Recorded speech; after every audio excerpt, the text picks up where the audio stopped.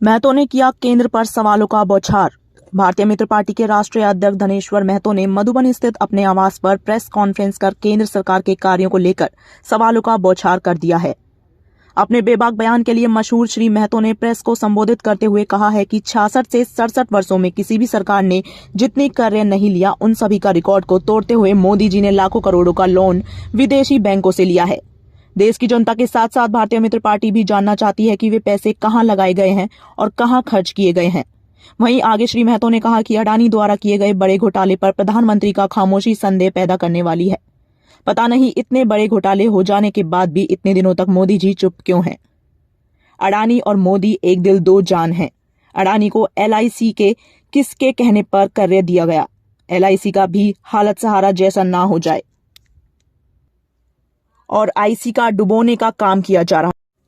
देश के लोगों का भरोसा भी कहीं LIC सा ना डगमगा जाए। मोदी जी ने देश के बैंकों के साथ ही LIC को चौपट कर दिया है। अडानी का कंगाल होना और मोदी का जाना तय है। 2024 में या तो देश छोड़कर भाग जाएगा या आत्महत्या कर लेगा।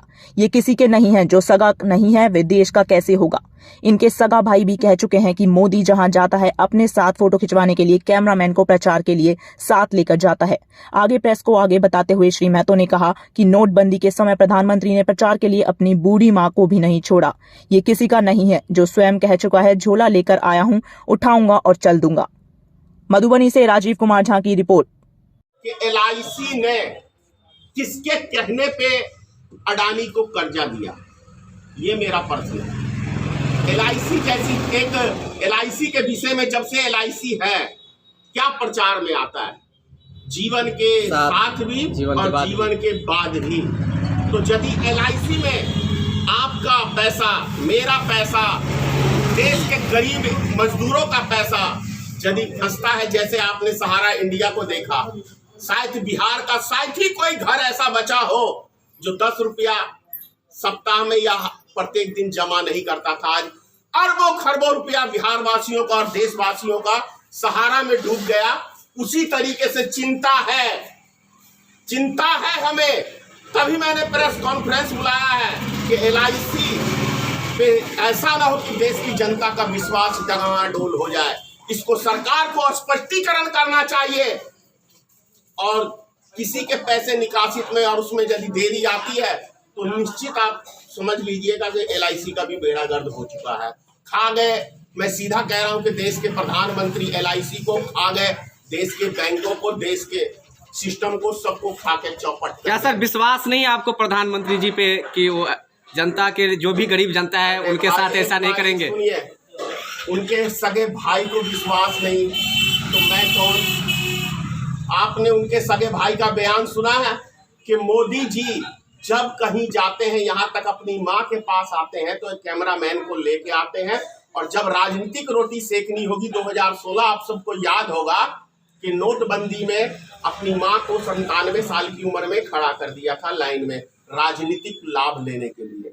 तो मोदी जी सिर्फ और सिर्फ जो भी कार्य करते हैं वो राजनीतिक से जुड़ा हुआ होता है और चुनावी कहीं ना कहीं लाभ लेने के लिए मोदी जी काम करते हैं।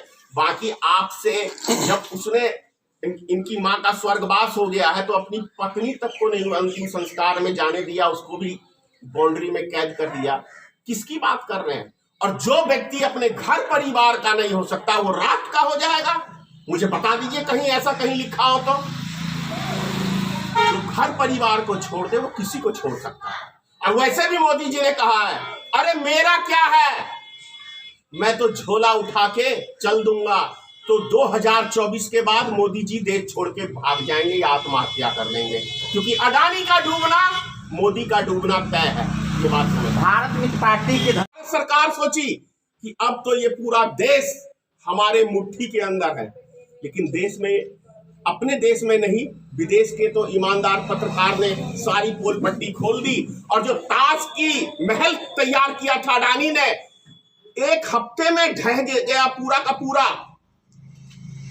1,62 मिलियन का प्रॉपर्टी सिर्फ 62 मिलियन पे रह गया एक सप्ताह के अंदर। तो कितना बड़ा एक गुमराह किया हुआ था पूरे देश की जनता को, ये समझने की जरूरत है हम सबको।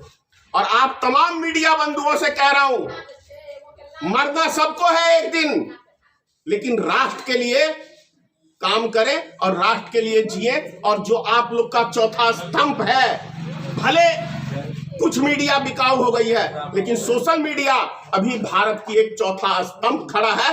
तो आप लोग अपना ईमानदारी से आम जनता तक खबर को पहुंचाएं और सच को उजागर करें। भारत में ये पैसे को हम मोदी सरकार के शासन काल में एक एक रुपए के लिए बैंक में हमारा पैसा जमा हम ही नहीं निकाल सकते हैं। ऐसा मोदी सरकार ने 3 बार किया है। आप 10,000 से ज्यादा नहीं निकाल सकते, हमारे घर में शादी है। ऐसा हिटलर शाही की सरकार इससे पहले भारत में कभी नहीं बनी है। इस चीज को आपको मानना होगा कि हम अपना पैसा बैंक में रखते हैं सुरक्षित होने के लिए, लेकिन हमें जरूरत पड़ती है पैसे की तो हम, बैंक बोलती है हम आपको 10,000 से ज्यादा नहीं देंगे। आरबीआई का डायरेक्शन है। क्या है सिस्टम देश के अंदर। और यदि अब LIC डूबती है, SBI डूबता है और बैंकें डूबती हैं, तो तब तो भारत सरकार और सब हाथ खड़े कर लेंगे। तो क्या होगा जिस सोचिए, बैंक LIC में पैसा, गरीब से गरीब भीख मांगने वाला व्यक्ति भी एक एक पैसा पेट काट के LIC में जमा करता है कि मैं अपने बच्चे की शादी करूंगा, कोई प्रॉपर्टी खरीदूंगा। उसका सपना तो सपना ही रह गया। तो इसीलिए मैंने कहा है कि मोदी जी बताएं, आप राष्ट्र के साथ खड़े हैं, देश के नागरिक के साथ खड़े हैं या अडानी के साथ खड़े हैं। सर एक सवाल आज ही के अखबार में दिया है कि हर एक देश के प्रधानमंत्री को 35%, तो इन्हीं को 45-40, लेकिन हमारे देश के जो प्रधानमंत्री है मोदी जी, उनको 78% मिला है अच्छे प्रधानमंत्री का। आज ही का अखबार में दिया है।